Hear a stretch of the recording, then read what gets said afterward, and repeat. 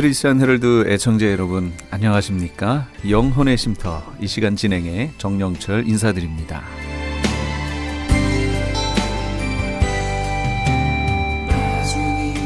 크리스천 헤럴드는 신문을 시작으로 라디오, 이제는 공중파 채널인 18.88을 통해 텔레비전으로도 함께 하실 수 있습니다. 이 시간에 방송되는 모든 목사님들의 설교를 인터넷 웹사이트 www.chtv1888.org를 통해 다시 들으실 수 있습니다. 하루를 귀한 말씀과 찬양으로 마감하시는 시간 되시기 바랍니다.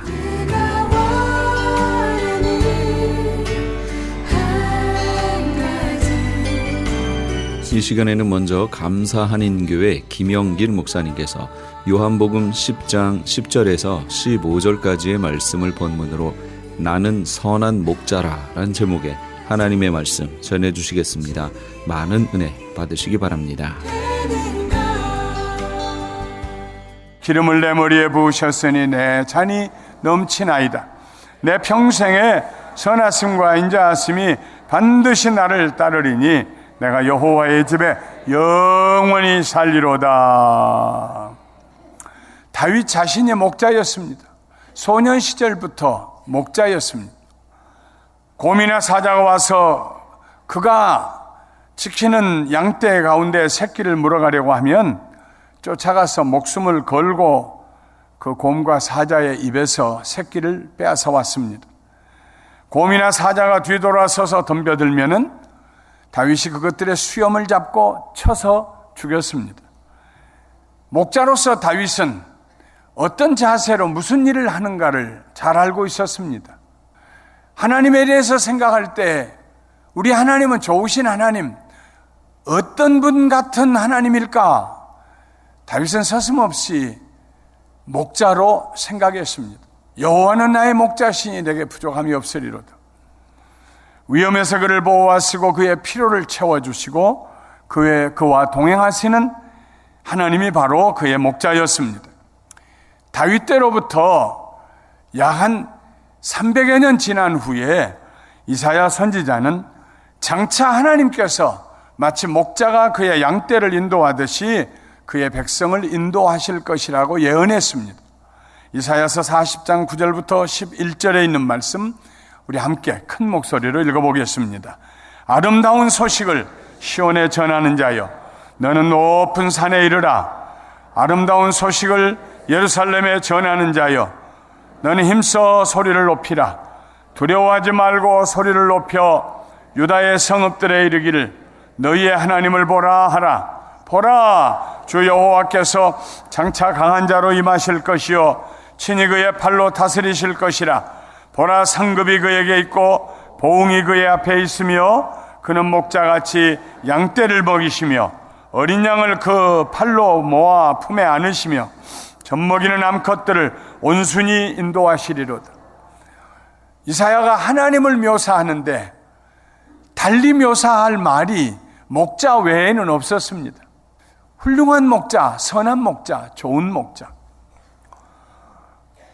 양떼를 먹이고 양떼를 그 팔로 모아 품에 안고 젖먹이는 양떼들은 혹은 임신한 양떼들은 천천히 모아 인도해가는 좋은 목자, 여호와 하나님.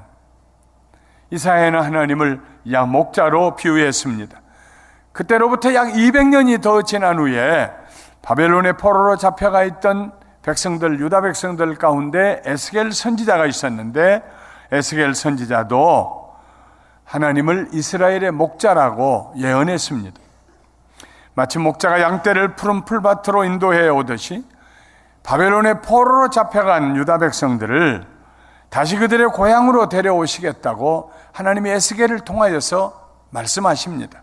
에스겔서 34장 11절 그리고 13절부터 15절 말씀 우리 함께 한 목소리로 또 크게 읽어보겠습니다.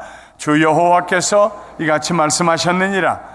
나 곧 내가 내 양을 찾고 찾되 내가 그것들을 만민 가운데서 끌어내며 여러 백성 가운데서 모아 그 본토로 데리고 가서 이스라엘 산 위에서와 시냇가에와 그 땅 모든 거주지에서 먹이되 좋은 꼴을 먹이고 그 우리를 이스라엘 높은 산에 두리니 그것들이 그곳에 있는 좋은 우리에 누워 있으며 이스라엘 산에서 살진 꼴을 먹으리라. 내가 친히 내 양의 목자가 되어 그것들을 누워 있게 하리라. 주 여호와의 말씀이니라. 하나님께서는 이 예언의 말씀대로 606년 주전 606년에 바벨론의 포로로 잡혀갔던 유다 백성들을 예레미야를 통하여 하신 예언의 말씀을 이루시고 70년이 지난 주전 536년에 스룹바벨 일행을 통하여서 4만여 명의 유다인들을 이스라엘 고향으로 다시 돌아오게 하십니다. 신약으로 넘어오면은 마태가 최초로 미가의 예언을 인용하여 예수님을 목자라고 표현합니다. 그리고 요한복음에서 예수님은 자신을 가리켜서 나는 선한 목자다 하고 선포하십니다.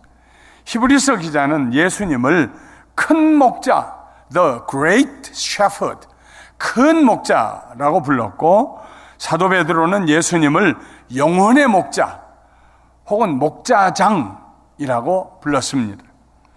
이 모든 말씀을 종합하여 보면은 하나님은 우리의 목자이시고 우리는 그의 기르시는 양이라는 말씀입니다.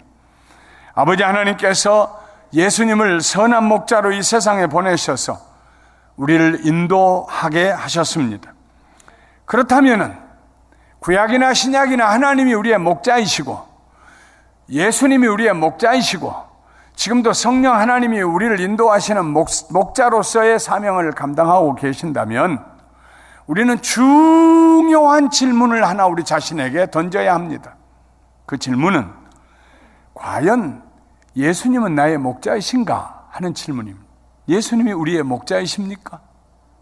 예수님이 여러분의 목자이십니까?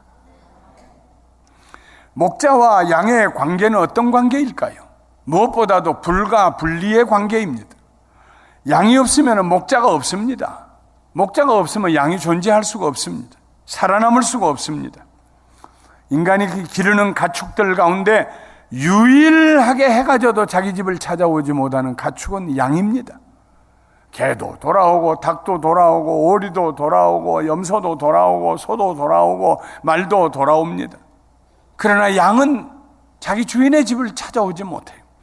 수시로 길을 잃어버립니다. 양은 자기를 방어할 만한 아무런 수단이 없습니다.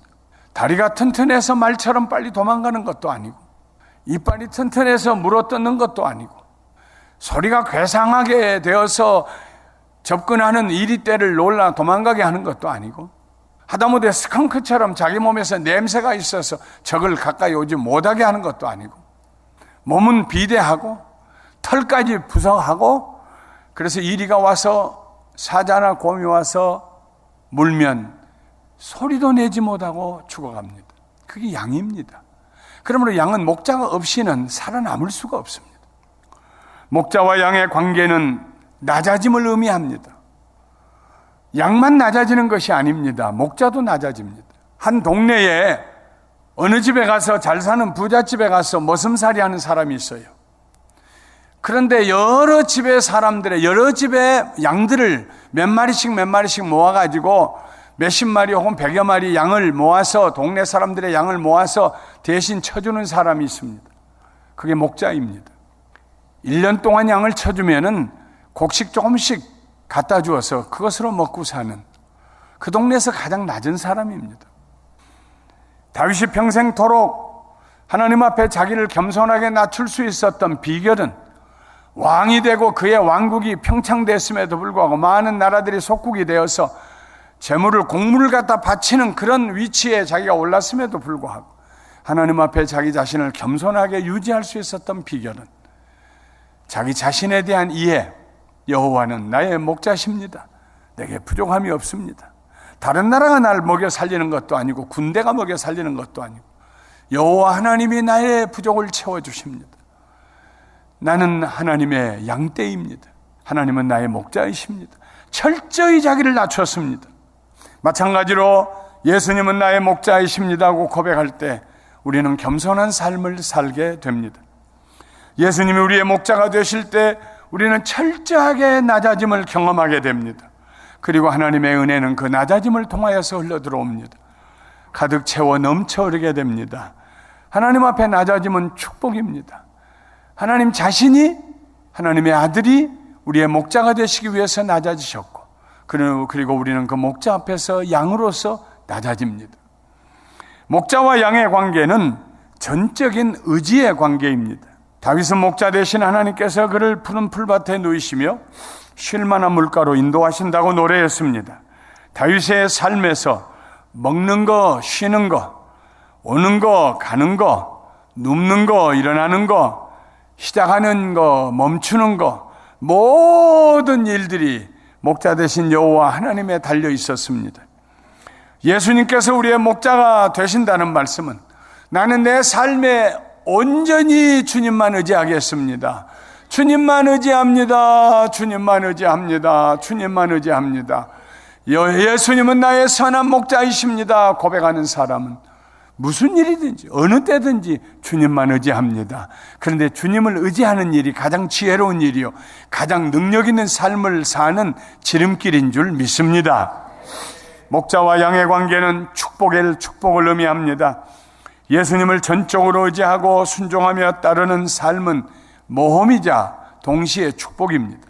모험이라 함은 믿음이 없이는 불가능한 일이기 때문이요, 축복이라 함은 인간의 한계를 넘어서서 비범한 삶을 살 수 있는 축복이 거기에 담겨 있기 때문입니다. 목자 되신 예수님께서 우리의 영혼을 소생시켜 주십니다. 치료하시고 회복시켜 주십니다.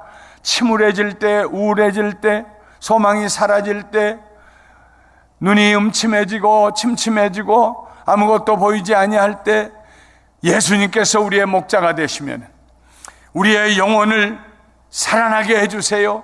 회복되게 해주세요. 리스토어 해주세요. 치료해 주세요. 기쁨이 회복되게 해주세요. 슬픔이 물러가게 해주세요. 아이들의 언어를 빌려 표현하자면 예수님께서 우리와 놀아주십니다. 모든 짐승들은요, 어린 새끼들은요, 놀기를 좋아합니다.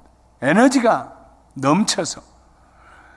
부모, 엄마나 아빠들은 가만히 걸어가도요, 새끼 동물들은 뛰어서 앞으로 가고 돌아오고 받고 문지르고, 그게 새끼입니다. 목자들이 양을 기르는데 양의 새끼들이 와요.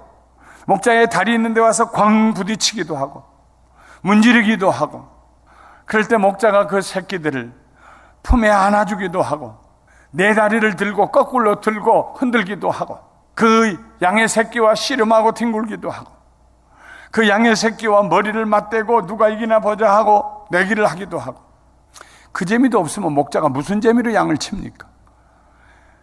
여호와는 나의 목자시니 내게 부족함이 없으리로다. 그가 내 영혼을 소생시키시고 우리를 다시 일어나게 하기 위해서 예수님께서 우리와 놀아주십니다.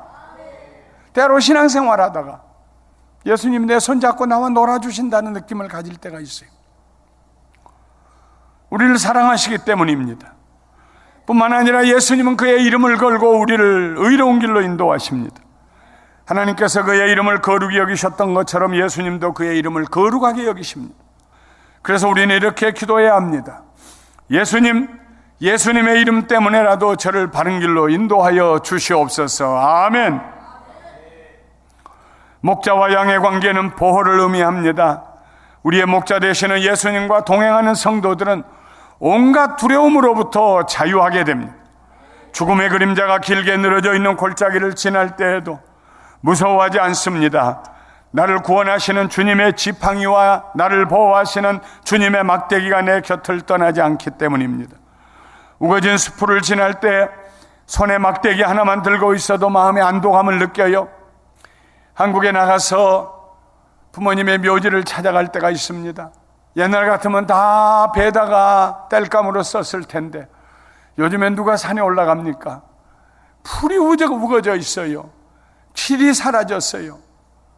혹시라도 거기에서 뱀이 나올까 싶어서 막대기 하나를 긴 걸 준비해가지고 이리 척 치고 저리 척 치고, 막대기 하나만 손에 들고 가도 두려움이 사라져요.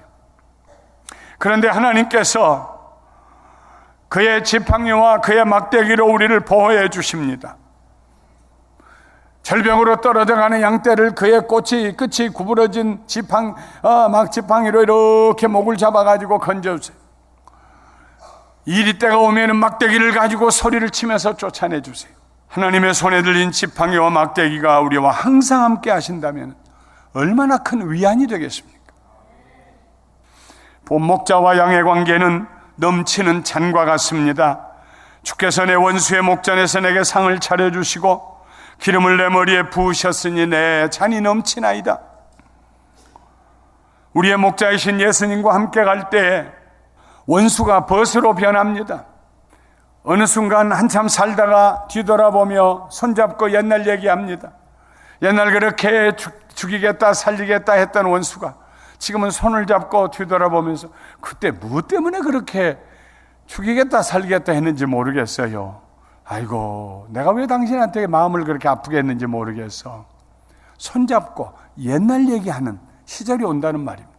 하나님이 베풀어 주신 상을 가운데 놓고 웃으면서 식사하게 되는 날이 온다는 말씀입니다. 우리의 머리에 기름을 부어서 왕처럼, 왕후처럼, 공주처럼, 왕자처럼 우리를 영화롭게 해 주십니다. 우리의 손에 든 잔을 채워서 흘러 넘치게 하십니다. 그것은 기쁨의 잔입니다. 예수님께서 우리의 목자가 되실 때 우리는 넘치는 풍요로움 가운데 자족하게 됩니다. 여호와는 나의 목자시니 내게 부족함이 없으리로다. 그것은 요한복음. 그런데 요한복음에 오면은 목자와 양의 관계에 대한 놀라운 비밀 하나가 더 기록되어 있습니다. 그것은 다윗이 미처 알지 못했던 비밀입니다. 자기가 돌보는 양떼를 위하여서 자기 목숨도 버리는 선한 목자에 대한 비밀입니다.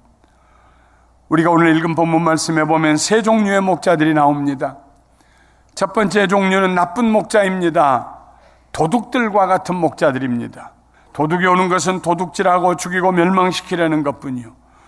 나쁜 목자들은 핑계만 있으면 자기들의 탐욕을 채우기 위하여 양을 잡아먹습니다. 아이고, 저건 눈이 하나 멀었어. 잡아먹자. 저건 다리가 절뚝거려. 잡아먹자. 저건 자꾸 빼짝 말라가. 잡아먹자.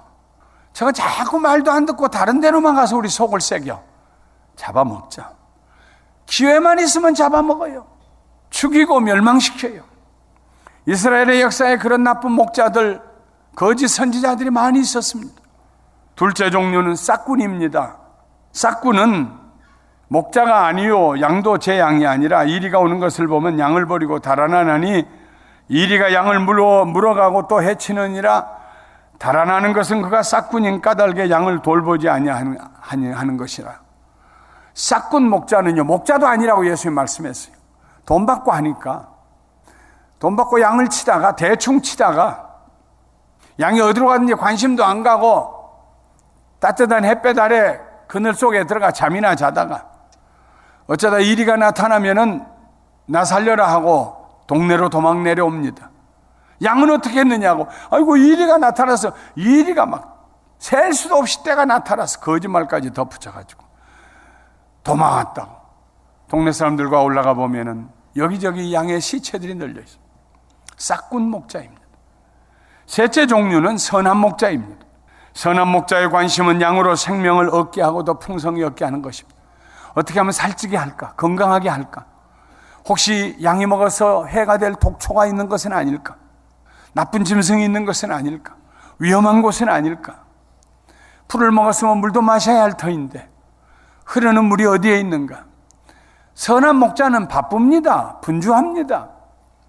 양을 치다가 이리 때가 나타나면 목숨을 걸고 싸워서 양떼를 보호합니다. 예수님 말씀하셨습니다. 나는 선한 목자라. 나는 양을 위하여 목숨을 버리노라. 선한 목자는 양들을 위하여 자기 목숨을 버리는 목자입니다. 인류 역사에 그렇게 선한 목자가 단 한 사람이 있었습니다.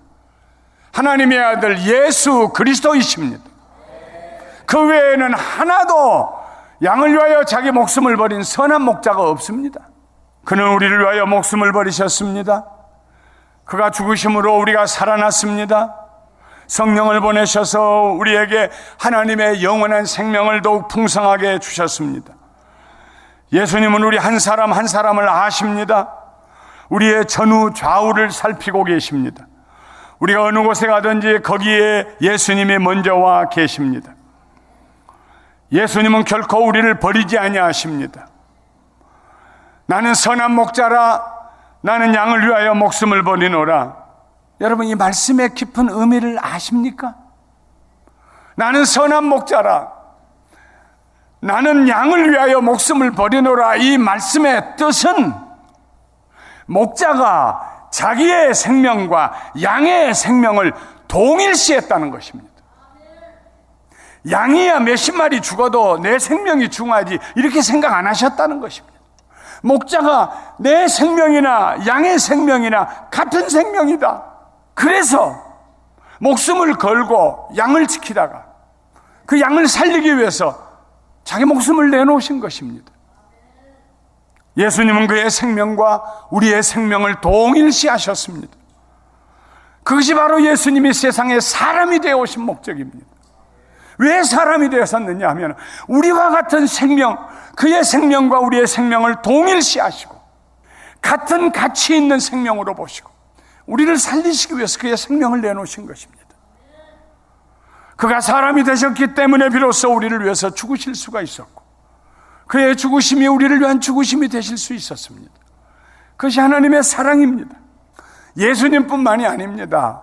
예수님을 세상에 보내신 아버지 하나님도 우리의 생명을 그의 아들의 생명과 같이 여기셨습니다.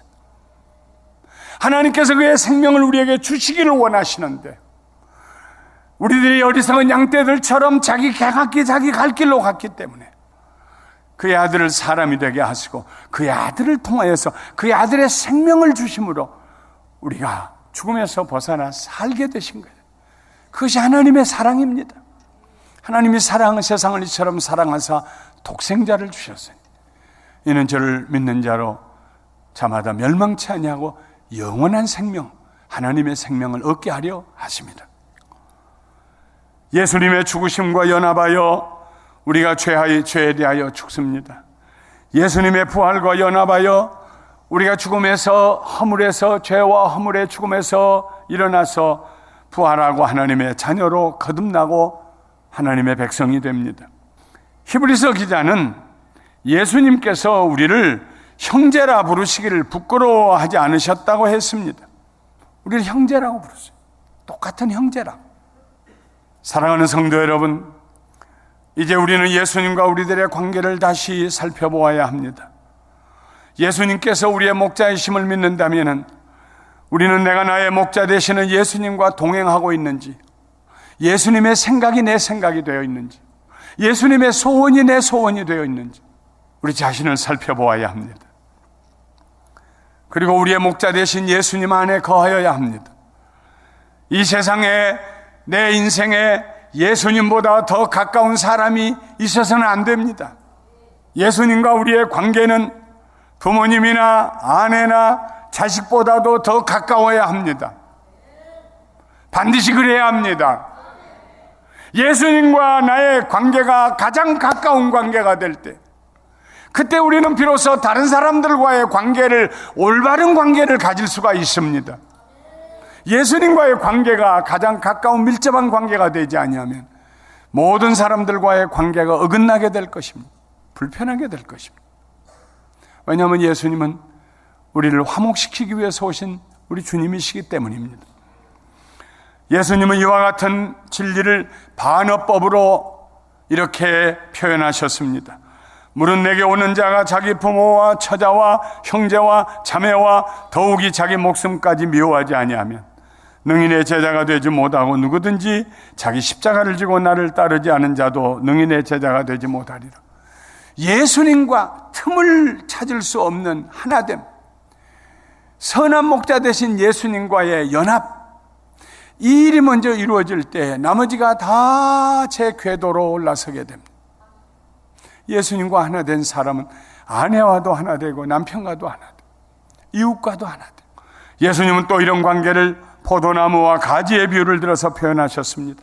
나는 포도나무요 너희는 가지라. 그가 내 안에 내가 그 안에 거하면 사람이 열매를 많이 맺나니 나를 떠나서는 너희가 아무것도 할 수 없음이니라. 예수님이 나의 선한 목자가 되신다. 그래서 예수님이 내 안에 거하시고 나는 예수님 안에 있다. 어떻게 할 수 있습니까? 우리의 삶에 맺혀지는 열매를 보고 한다는 것입니다. 성령의 열매, 사랑과 희락, 기쁨, 화평과 오래 참음, 자비와 양선, 불쌍히 여기는 마음과 그 자비와 불쌍히 여기는 마음을 행동으로 옮기는 선한 행동, 충성과 온유와 절제, 이 같은 것을 금지할 법이 없다. 예수님 안에 내가 있고 예수님이 나의 목자가 되신다면, 밀접한 관계로 연합이 된다면, 내 생명이 그의 생명 안에 있고 그의 생명이 내 생명 안에 있다면 우리에게는 성령의 열매가 맺힙니다. 예수님께서 우리를 아십니다. 나는 선한 목자라. 나는 내 양을 알고 양도 나를 아는 것이, 아버지께서 나를 아시고 내가 아버지를 아는 것 같다고 하셨습니다. 예수님이 우리를 아신다고 하실 뿐만 아니라 예수님 말씀, 양도 나를 안다 그랬어요. 여러 목자들이 양떼를 갖다가 큰 우리 속에 넣고 밤을 지냅니다. 이른 아침에 목자가 가면서 자기 양떼를 불러요. 양의 이름을 부르면서, 그러면은 그 많은 수많은 양 중에서 자기에게 속한 양들이 줄줄이 따라 나와요. 양이 목자를 알아요. 예수님이 우리를 아세요. 우리가 예수님을 알아요. 만일 예수님을 모른다면 우리는 광야를 헤매고 있는 양입니다. 히브리어로 안다는 말은 함께 산다는 말입니다. 목자와 양은 밤이나 낮이나 함께 삽니다. 떨어질 수가 없습니다. 나는 선한 목자다. 내가 내 양떼를 알고 양도 나를 안다. 말씀을 마치겠습니다. 예수님은 어제나 오늘이나 영원토록 동일하십니다. 2000년 전이나 지금이나 여전히 예수님은 우리의 선한 목자이신 줄 믿습니다. 선한 목자가 기르는 양들은 모든 일에 형통하고 평안합니다. 우리들의 신앙은 선한 목자 되신 예수님에 대한 절대적인 신뢰와 확신으로 나타나야 합니다. 나는 선한 목자라, 예수님의 이 말씀에 우리는 모두 감사함으로, 감동함으로 외쳐야 합니다. 예, 주님은 나의 선한 목자이십니다. 다 같이 따라해 보세요. 예, 주님은 나의 선한 목자이십니다. 주님이 나를 아시는 것처럼 나도 주님을 압니다. 주님과 함께 동행하시기를, 그의 생명과 내 생명을 동일시하여 주셨던 나의 좋으신 예수 그리스도 사랑하시며 찬송하시며 그 손 붙잡고 승리의 삶을 사시기를 주님의 이름으로 축원합니다. 지금까지 감사 한인교회 김영길 목사님께서 귀한 하나님의 말씀 전해주셨습니다. 감사 한인교회는 6959 너트 애비뉴 부에나 파크에 위치하고 있습니다. 신앙상담에 도움을 받기 원하시는 분은 714지역 521-0991 714지역 521-0991번으로 문의하시기 바랍니다. 안녕하세요. 폴선입니다. 건강보험회사들의 플랜이 해마다 바뀌는 것 아시죠? 10월 15일부터 12월 7일까지 새로운 보험에 가입하거나 변경하여 본인에게 적합한 플랜을 찾아야 합니다. 메디케어만 갖고 계신 분, 어드밴티지 플랜을 갖고 계신 분은 무료 상담 받으세요. 수호천사보험 시니어 전문 보험 라이센스 에이전트 폴선 213503-6897 213503-6897 상담은 주 7일 오전 8시부터 오후 8시까지 TTY 1800-735-2929. 유태인이 만든 특수영양제 M3 들어보셨어요? 곡식의 눈, 과일씨, 껍질, 약초의 뿌리로 만든 특수 영양제 M3. 혈압, 당뇨, 아토피, 천식, 비만 등 무슨 병이든 큰 효과를 주는 신비의 영양제 M3. 서울대학병원 7곳, 고려대학병원 2곳에 입점되어 더욱 믿을 수 있는 M3의 효능. 213-435-9600 213-435-9600 M3 정직한 마음으로 권해드립니다. 아니 당신 미장원 다녀왔어? 헤어스타일이 확 바뀌었네. 홈쇼핑월드 차홍 고데기로 마술을 부렸지. 홈쇼핑월드 차홍 고데기. 차홍 허니앤비 샴푸로 머리 감으면서 차홍 헤어두피 마사지를 쓰면 머릿결이 너무너무 부드러워지고 한 움큼씩 빠지던 머리카락도 눈에 띄게 덜 빠져. 차홍 고데기 너무 좋아. 그럼 그 웨이브 머리도 당연하죠. 3-4분이면 이렇게 풍성한 웨이브 머리를 만들 수 있다고요. 너무 이쁘다. 어디서 샀어? 홈쇼핑월드. 가격 만족, 품질 만족, 행복한 쇼핑. 활가와 웨스턴 홈쇼핑 월드.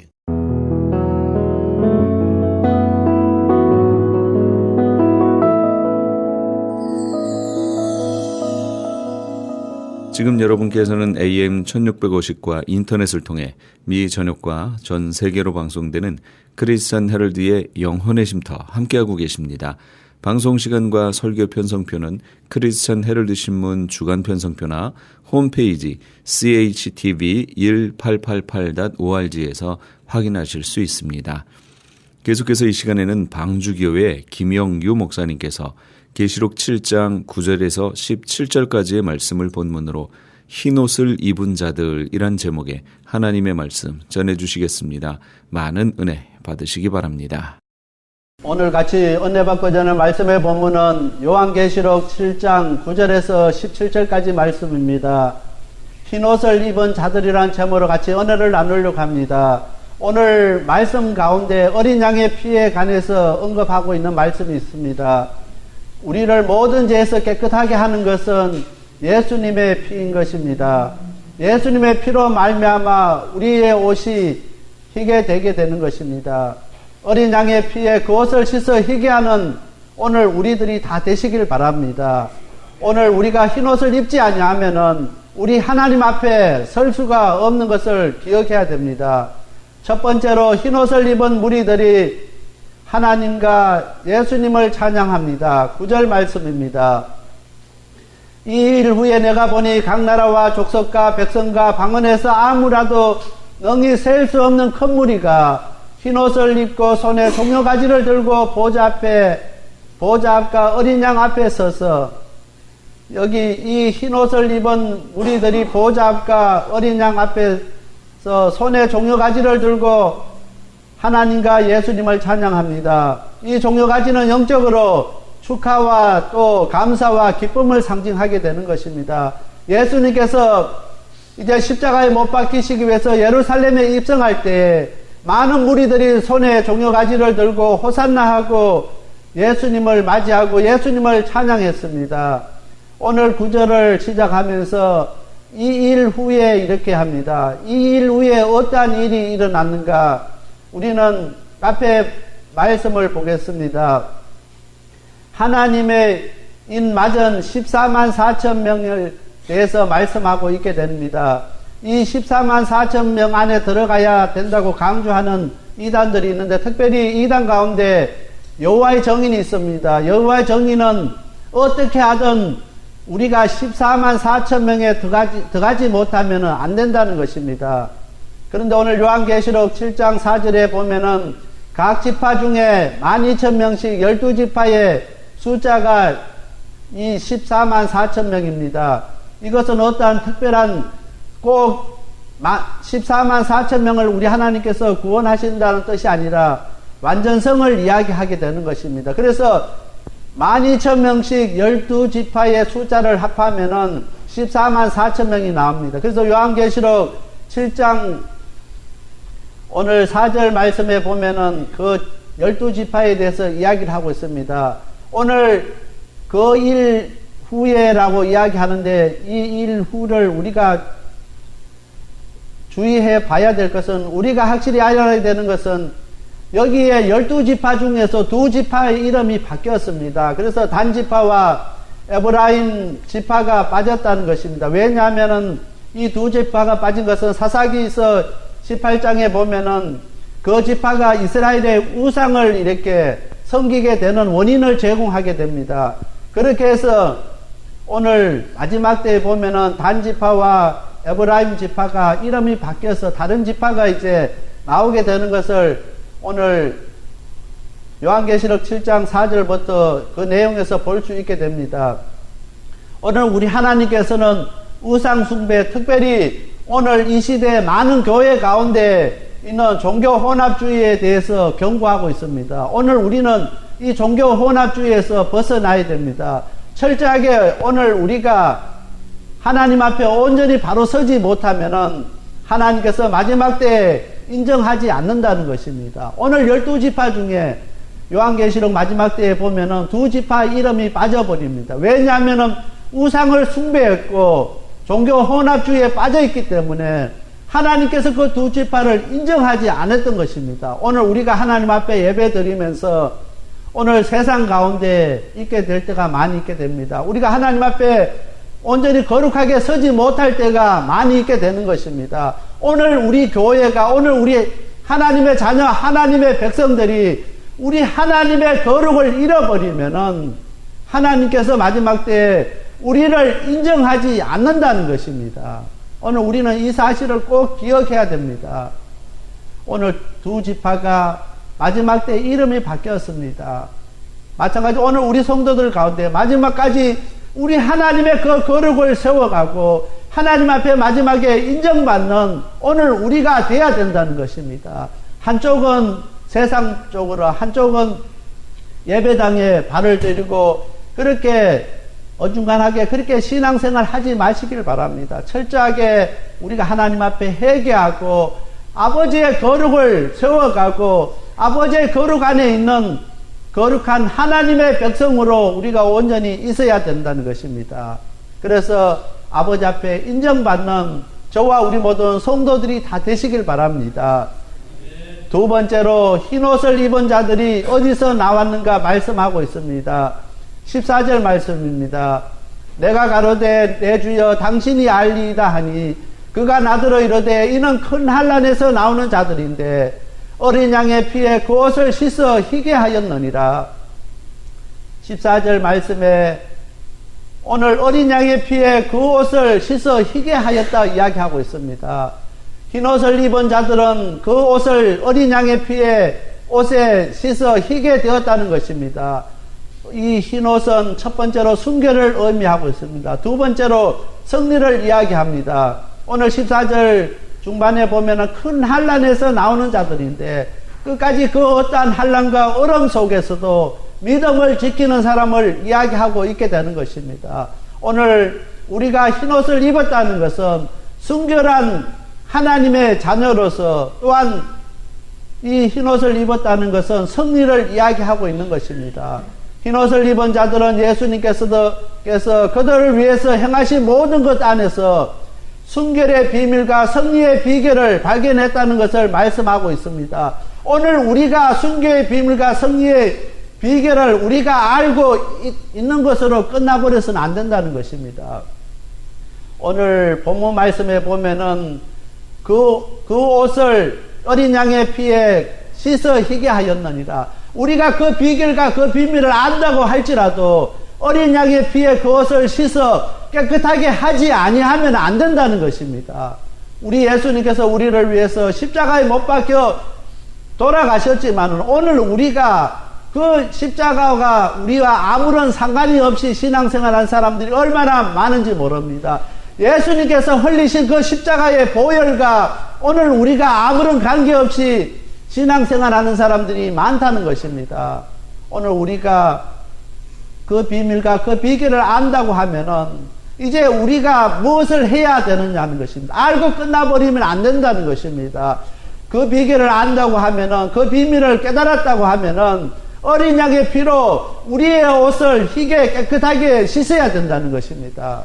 우리가 어떻게 해서 깨끗하게 씻을 수 있느냐는 것입니다. 회개하는 것입니다. 우리가 날마다 하나님 아버지 앞에 나와서 정말 우리가 죄인인 것을 고백할 수 있게 되길 바랍니다. 정말 이 세상이 어렵고 힘들고 이 미국이 점점 힘들고 어두워져 가고 있을 때 왜 이렇게 미국이 타락해가고 미국이 이렇게 하나님을 멀리 하는가 한탄할 것이 아니라 왜 다른 교회는 왜 저렇게 하나님의 영광을 가리는가 탓하기 이전에 왜 저 사람은 저 성도는 왜 저렇게 신앙생활 하는가 그것을 지적하기 이전에 먼저 우리 자신을 바라볼 수 있게 되길 바랍니다. 오늘 많은 사람들은 이 시대의 많은 사람들은 다른 사람이 잘못된 것을 지적합니다. 다른 사람이 잘못된 것은 얼마나 쉽게 잘 이야기하는지 모릅니다. 잘 판단합니다. 저 사람은 저렇게 신앙생활 하면 안 되고 저 사람은 저렇게 하면은 큰일 나는데 그 이야기를 하면서도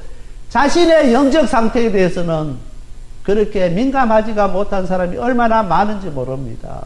먼저 다른 사람을 지적하고 다른 사람을 판단하고 다른 사람의 이야기를 하기 전에 먼저 자신의 영적 상태를 바라볼 수 있게 되길 바랍니다. 내가 하나님 앞에 온전히 바로 서지 못하고 내가 어린 양의 피로 내 옷이 깨끗하게 되지 못하면은 소용이 없다는 것입니다. 우리 하나님 앞에 갔을 때 다른 사람 판단하고 다른 사람 지적하고 다른 사람 이야기만 하고 온 사람 아버지 앞에 갈 수가 없다는 것입니다. 어떤 사람이 가느냐 하면은 자기의 옷을 어린 양의 피로 씻어 깨끗하게 된 사람만이 갈 수가 있다는 것입니다. 기억해야 됩니다. 날마다 우리는 다른 사람을 지적하고 다른 교회의 잘못을 이야기하고 세상이 잘못된 것 탓합니다.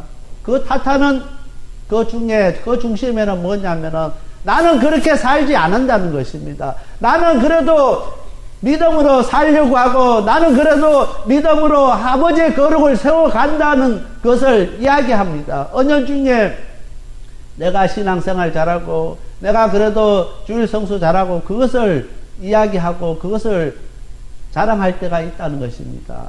교만한 자는 우리 하나님께서 서지 않는 것입니다. 그래서 우리가 남을 탓하기 전에 다른 사람을 이야기하기 전에 정말 내 자신이 정말 어린 양의 피로 깨끗하게 되어 있는가 우리의 영적 상태를 볼 수 있게 되길 바랍니다. 하나님의 보좌 앞에 흰옷을 입고 설 수 있는 사람은 이긴 사람입니다. 절대로 세상에 지는 사람은 흰옷을 입고 아버지 앞에 설 수가 없다는 것입니다.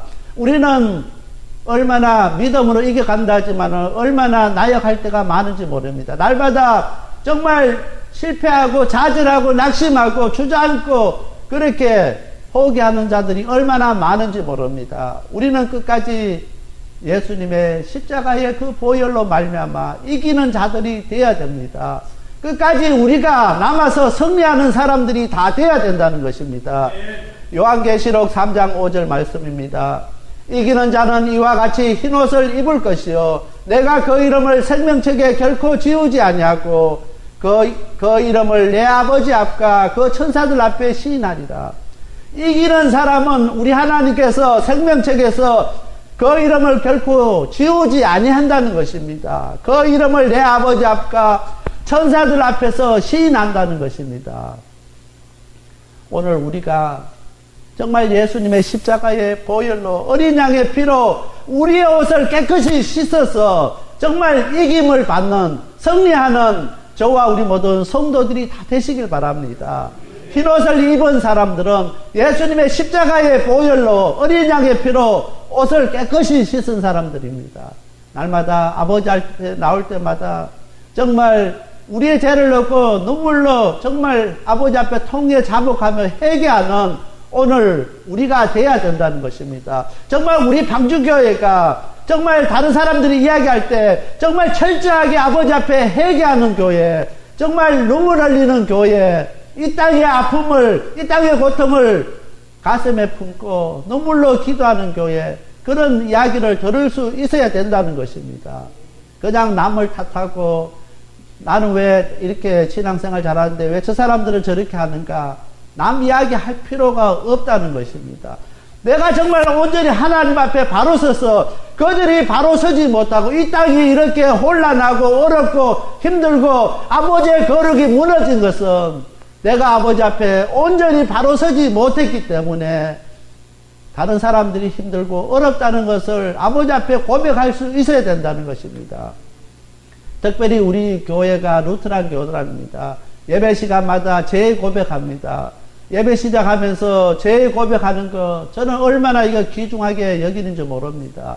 정말 우리가 하나님 아버지 앞에 나와서 정말 너무나 자신만만하게 나오지 마시길 바랍니다. 고개 들고 그냥 오는 것이 아니라 정말 하나님의 은혜가 아니면 이 자리에 있을 수 없는 것을 고백하면서 정말 예배 드릴 때, 제 고백할 때 정말 통회하는 심령으로, 가슴을 찝는 심령으로 고백할 수 있는 오늘 우리가 되어야 된다는 것입니다. 그렇게 할 때 우리 예배 가운데 하나님께서 임재하실 것입니다. 정말 우리 예배가 살아있는 예배가 될 수 있다는 것입니다. 오늘 정말 우리가 아버지 앞에 나올 때 죄인의 모습을 가지고 죄 고백하면서 정말 아버지께서 붙들어 주시지 아니하고 아버지께서 우리를 깨끗하게 해주시지 아니하면은 이 자리에 설 수 없는 것을 고백하는 저와 우리 모든 성도들이 다 되시길 바랍니다. 그냥 제 고백하면서 예배 순서에 있으니까 고백하는 사람 한 사람도 없게 되길 바랍니다. 정말 그렇게 고백할 수 있게 되길 바랍니다. 저는 원래 장로교 목사였는데 이렇게 방주교회 청빙받아서 와서 루트란에 가입돼서 이렇게 루트란 교회에서 목회하면서 많은 사람들에게 그 이야기 합니다. 우리 루트란을 예배 드릴 때 제 고백이 있다는 것입니다. 정말 그것이 얼마나 소중하고 얼마나 중요한지를 모른다고 이야기해요. 제가 만나는 목사들에게 이야기합니다. 정말 우리가 나올 때 그 죄인된 심정을 가지고 나올 때 우리 하나님께서 우리를 긍휼히 여겨주시고 우리를 불쌍히 여겨주신다는 것입니다. 그렇게 할 때 우리 하나님께서 우리 가운데 역사하신다는 것입니다. 오늘 그런 마음으로 그런 자세로 아버지 앞에 나오는 저와 우리 모든 성도들이 다 되시길 바랍니다. 마태복음 22장 12절부터 14절 말씀 읽겠습니다. 가로되 친구여 어찌하여 예복을 입지 않고 여기 들어왔느냐 하니 저가 유구무원이거늘 임금이 사원들에게 말하되 그 수족을 바깥 어두운 데 내어 던지라 거기서 슬피 울며 이를 갈미 있으리라 하니라. 14절 말씀입니다. 청함을 받은 자는 많되 택함을 입은 자는 적으니라. 오늘 마태복음 22장에는 혼인잔치의 비유에 대해서 이야기합니다. 한 사람이 예복을 입지 않고 왔습니다. 그럴 때 바깥 어두운 데 쫓겨나서 슬피 울며 이를 가며 후회하는 그 모습이 나옵니다. 오늘 말씀에 청함을 받은 사람은 많되 택함 받은 사람은 적다는 것입니다. 오늘 우리가 그냥 예수 믿는다고 다 택함을 받지 않는다는 사실을 우리가 기억해야 됩니다. 어린 양의 피로 우리의 옷이 깨끗하게 되지 아니하면은 흰옷을 입지 아니하면은 택함을 받을 수가 없다는 것입니다. 이 자리에 우리가 나와서 하나님 앞에 다 예배 드린다고 우리가 다 택함을 받는다고 생각하면 안 된다는 것입니다. 우리가 그냥 입을 벌려서 예수 믿는다고 고백한다고 우리가 다 택함 받는 것이 아니라는 것입니다. 어린 양의 피로 그 옷을 희게 씻어야만이 예복을 갖춰 입어야만이 흰옷을 입어야만이 우리가 택함을 받을 수 있다는 것입니다. 오늘 우리가 영적으로 우리가 어떤 옷을 입고 사는가, 우리가 어떤 옷을 입고 신앙생활 하는가, 우리 자신들을 항상 되돌아볼 수 있게 되길 바랍니다. 오늘 우리 방주교회 성도님들은 다 택함 받아서 한 사람도 우리 중에 낙오하는 사람들이 없게 되길 바랍니다. 낙오하면 얼마나 억울합니까? 세상 사람들처럼 여행도 마음대로 가지 못하고 즐기지도 못하고 그렇게 힘들게 살았는데 마지막 때에 가서 택함 받지 못한다면은 그보다 더 억울한 일이 없을 것입니다. 우리 성도들을 바라보면서 정말 이를 갈며 슬피 울며 후회해도 소용이 없다는 것입니다. 주님 앞에서 마지막 때 예복 입지 않아서 할 말이 없어서 유구무원 아무 말도 못하는 성도가 한 사람도 없어야 된다는 것입니다. 정말 주님 오실 날을 우리가 소망하면서 주님 하루속히 오시면은 어린 양의 피로 깨끗이 씻은 그 흰옷 자랑하려고 그렇게 주님 오시기를 소원하고 기다리는 저와 우리 모든 성도들이 되어야 된다는 것입니다. 그래서 주님 언제 오십니까? 하루하루 주님 오실 날을 기다리는 오늘 우리가 되어야 되는 것입니다. 세 번째로 흰옷을 입은 큰 무리가 누릴 천국에 대한 보고에 대해서 말씀하고 있습니다. 17절 말씀입니다. 이는 보좌 가운데 계신 어린 양이 저희의 목자가 되사 생명수 샘으로 인도하시고 하나님께서 저희 눈에서 모든 눈물을 씻어 주실 것임이라 이르라. 흰옷을 입은 큰 무리가 누릴 그 천국의 복은 15절 말씀에 보면은 하나님의 보좌 앞에서 하나님을 섬기고 사는 복을 누립니다. 흰옷을 입은 큰 무리들이 세상의 궁극적인 복은 장차 하나님의 보좌 앞에서 하나님의 얼굴을 보면서 사는 것입니다. 그것이 우리의 궁극적인 세상의 복인 것입니다. 그 하나님 바라보면서 하나님 섬기면서 하나님 보좌 앞에서 하나님 얼굴 보면서 사는 그런 은혜가 우리 가운데 있게 되기를 바랍니다. 그리고 보좌 가운데 계신 어린 양이 저희 목자가 되사 생명수 샘으로 인도하시고 하나님께서 저희 눈에서 모든 눈물을 씻어주신다고 이야기하고 있습니다. 오늘 우리가 이 소망 때문에 우리가 어렵고 힘들지만 이 길을 가게 되는 것입니다. 이 소망 가지고 우리가 살아가는 것입니다. 요한일서 3장 3절 말씀입니다.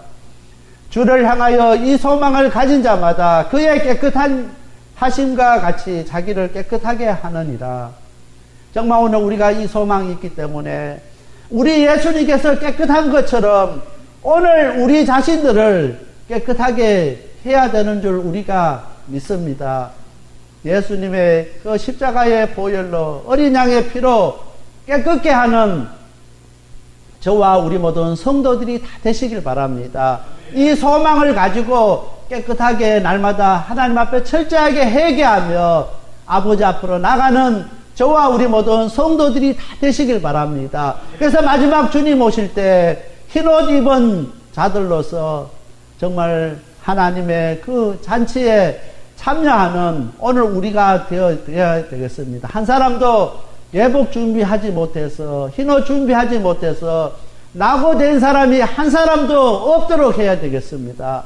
그렇게 하기 위해서는 어린 양의 피에 우리의 옷을 날마다 깨끗하게 씻어서 흰 옷을 준비하는 저와 우리 모든 성도들이 다 되시길 바랍니다. 흰 옷은 조금만 먼지가 묻어도 표시가 납니다. 검은 옷은 아무리 먼지가 많이 묻고 때가 묻어도 표시가 안 납니다. 오늘 우리의 영적 상태가 이 흰옷 입은 사람들처럼 깨끗하게 돼서 조그만한 그 죄에도 민감해서 철저하게 아버지 앞에 눈물로 회개하고 아버지 앞에 고백하는 저와 우리 모든 성도들이 다 되시길 바랍니다. 아버지 앞에 우리가 회개할 때 흰옷 입은 자들이 될 수 있습니다. 회개할 때 오늘 우리가 어린 양의 피로 깨끗하게 될 수 있다는 것입니다. 그래서 오늘 우리 방주교회가 날마다 회개 운동이 일어나는 교회 되게 하여 주시고 정말 우리 한 사람 한 사람이 아버지 앞에 나올 때마다 정말 우리의 삶 가운데서 회개하는 그런 역사들이 일어나게 되기를 바랍니다. 이 땅에 많은 교회가 있고 많은 성도들이 있지만은 이제 회개가 사라져 버렸습니다. 교회 강단에서 회개를 이야기하면은 그 교회 부흥되지 않습니다. 복 받는다고 해야 그 교회가 부흥됩니다. 회개하라 하면은 우리가 무슨 죄를 그렇게 많이 졌길래 날마다 아버지 앞에 나오면 회개하라고 이야기합니다. 오늘 우리가 조그만 죄도 정말 아버지 앞에 눈물로 회개하며 민감해지며 우리의 흰옷이 더욱더 깨끗하게 될 수 있도록 아버지 앞에 회개하는 저와 우리 모든 성도들이 다 되시길 바랍니다. 그래서 끝까지 이겨서 정말 아버지 앞에 생명책에 기록되는 오늘 우리 방주교회 성도들이 다 되시길 바랍니다. 그리고 내 아버지 앞과 그 천사들 앞에서 우리 하나님께서 그렇게 인정받는 그런 우리 성도들이 다 되시길 바랍니다. 그러기 위해서는 죄에 대해서 이기고 날마다 아버지 앞에 철저하게 회개하며 어린 양의 피로 그것을 씻어 깨끗하게 하는 사람만이 가능하다는 그 사실을 꼭 기억할 수 있게 되길 바랍니다. 흰옷은 우리가 어린 양의 피로 깨끗하게 될 때 흰옷을 입은 자들이 될 수 있는 것을 기억하시고 날마다 아버지 앞에 나올 때마다 우리의 삶 가운데서 날마다 아버지 앞에 눈물로 기도하고 회개하는 저와 우리 모든 성도들이 다 되시길 바랍니다. 다 같이 기도드리겠습니다. 지금까지 생명을 살리고 자유케 하는 섬김이 있는 방주교회 김영규 목사님께서 하나님의 말씀 전해주셨습니다. 생명을 살리는 방주교회는 3735 휴스 애비뉴 로스앤젤레스에 위치하고 있습니다. 교회에 대한 자세한 안내는 전화 213지역 663-3301 213지역 663-3301번이나 홈페이지 arkofnoahchurch.org로 문의하시기 바랍니다.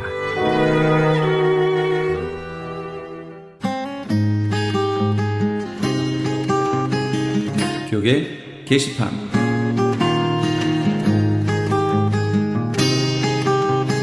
크리스천 헤럴드 신문사에서 아래와 같이 사원을 모집합니다. 모집 분야는 편집기자, 취재기자, 그리고 광고사원입니다.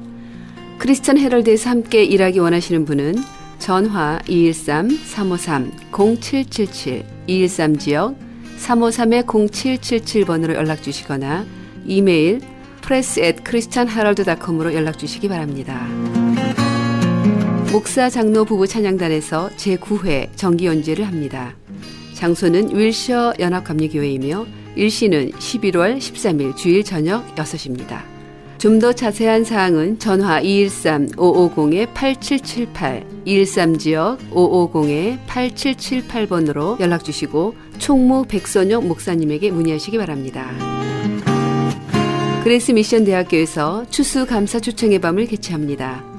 학교 탐방, 학교 인가 및 과정 소개, 정부 학자금 보조 소개, 학생 비자 소개, 온라인 입학 원서 접수 및 입학 관련 질문과 답변 등의 내용으로 이루어지는 이번 초청의 밤에는 특별 상품 추첨, 참여자에게는 기념품 및 입학금 면제, 그리고 추수감사, 터키 디너 및 음료가 제공됩니다.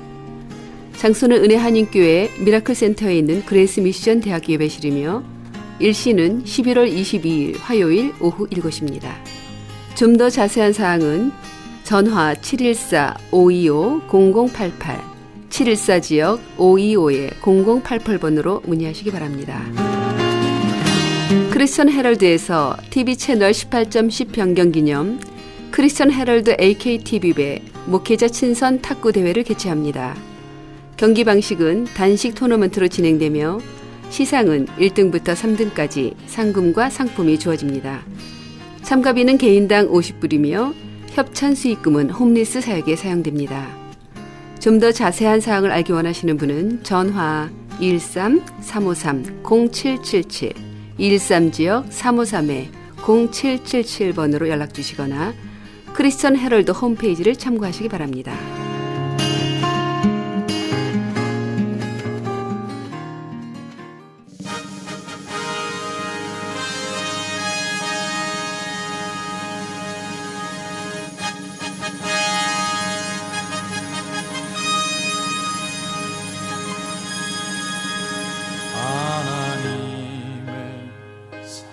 어찌하여 이렇게 무서워하느냐?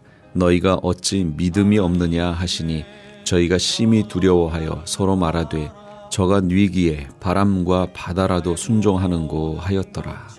마가복음 4장 40절에서 41절까지의 말씀입니다.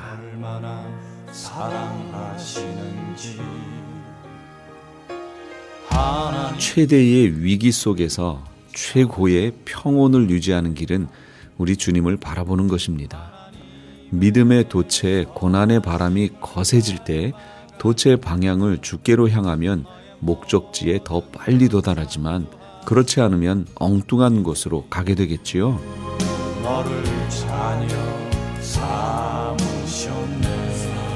최고의 위기의 파도와 바람이 덮칠 때 그것을 피하려고 하지 말고 그것을 선히 이용하셔서 우리 주님께 더 가까이 다가가시는 우리 애청자 여러분 다 되시기 바랍니다. 지금까지 크리스천 헤럴드 방송에서 보내드린 영혼의 쉼터의 정영철이었습니다. 고맙습니다. 언제나 너에게 기울이시니 어두움에 밝은 빛을 비춰주시고 너의 작은 신음에